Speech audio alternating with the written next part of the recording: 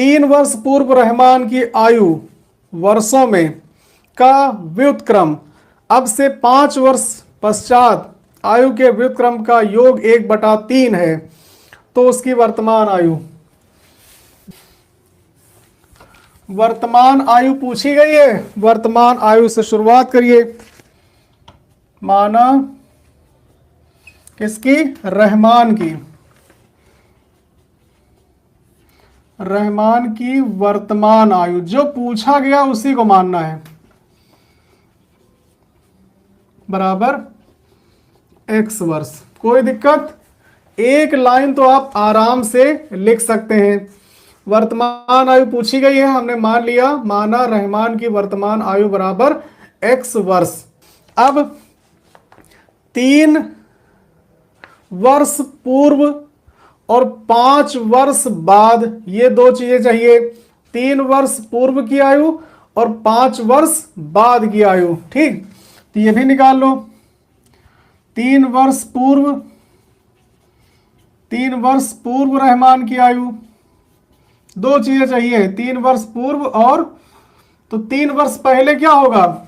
वर्तमान से 3 घटा लो, यानी x माइनस 3 वर्ष। कोई दिक्कत? और 5 वर्ष बाद कितनी होगी? 5 जोड़ लो इसमें, x प्लस 5। ये तीनों बातें समझ में आ गई। वर्तमान आयु x वर्ष, 3 वर्ष पूर्व 3 घटा लिया, x माइनस 3 वर्ष, 5 वर्ष बाद 5 जोड़ दिया, x प्लस 5। अब प्रश्न क्या कह रहा है? प्रश्न कह रहा है कि इनके व्युत्क्रमों का योग, यानी 3 वर्ष पूर्व का व्युत्क्रम यानी 1/, और 5 वर्ष बाद का व्युत्क्रम यानी इनका 1/, अगर हम जोड़ें तो उनका योगफल 1/3 है। प्रश्नानुसार प्रश्न ये कह रहा है कि 3 वर्ष पूर्व आयु का व्युत्क्रम यानी 1/x माइनस 3 प्लस इनका व्युत्क्रम 5 वर्ष बाद वाला यानी 1/x प्लस 5 बराबर कितना है? 1/3 है। ये प्रश्न में दिया गया है। तो आपको रहमान की वर्तमान आयु बतानी है। समझ में आ गया क्वेश्चन? अब इसको हल करना है। ये द्विघात समीकरण बनेगा, आराम से x का मान आ जाएगा। x का मान जो आएगा वही रहमान की वर्तमान आयु होगी। कैसे करेंगे?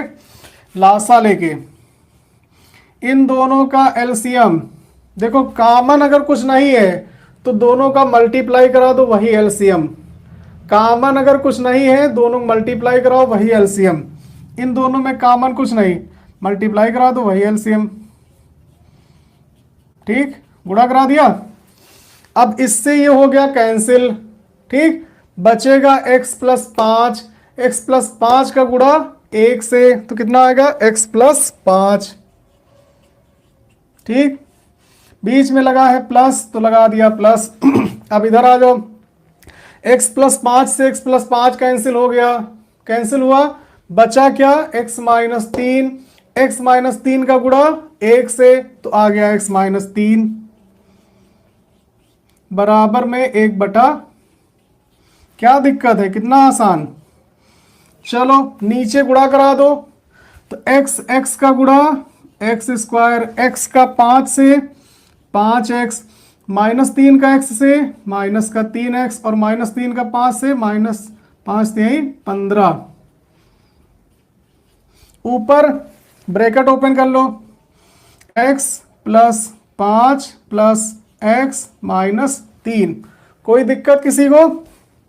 आगे बढ़ो, x और x मिला करके 2x, 5 में से 3 घट गया 2, नीचे सबसे बड़ी घात x स्क्वायर, 5x और माइनस का 3x घटेगा, प्लस का 2x और माइनस का 15 बराबर में 1/3।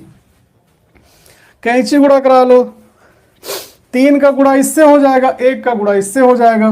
ठीक, तो हो गया x स्क्वायर, क्या आ जाएगा? x स्क्वायर प्लस का 2x माइनस 15 बराबर 3 का गुणा हो 3 दूनी 6x प्लस 3 दूनी 6।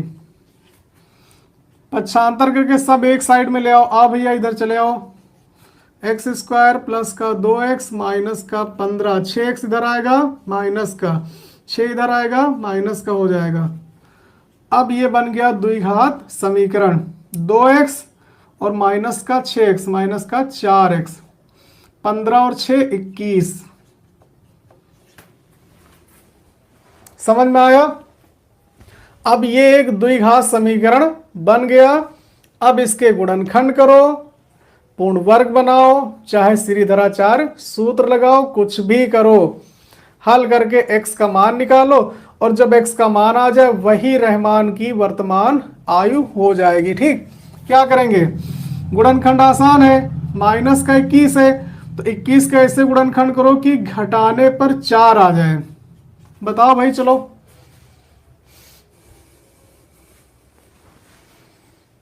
कितना होगा? 7 तिया 21 और 7 में से 3 घटाओ 4। सिंपल सी बात है भाई। तो एक्स स्क्वायर माइनस लाना तो बड़ी संख्या माइनस की, 7 त्रिक 21। कोई दिक्कत? x कामन x माइनस 7 प्लस का 3 कामन x माइनस 7। अब x माइनस 7 तो x प्लस 3। मान लो भैया बारी बारी से, यदि x प्लस 3 बराबर 0 तो x बराबर माइनस 3, और यदि x माइनस 7 बराबर 0 तो x बराबर 7। अब आयु किसी की माइनस में तो होती नहीं है, तो आयु किस में आएगी? प्लस में आएगी। तो अतः रहमान की वर्तमान आयु, आयु नहीं वर्तमान आयु कितनी? 7 वर्ष।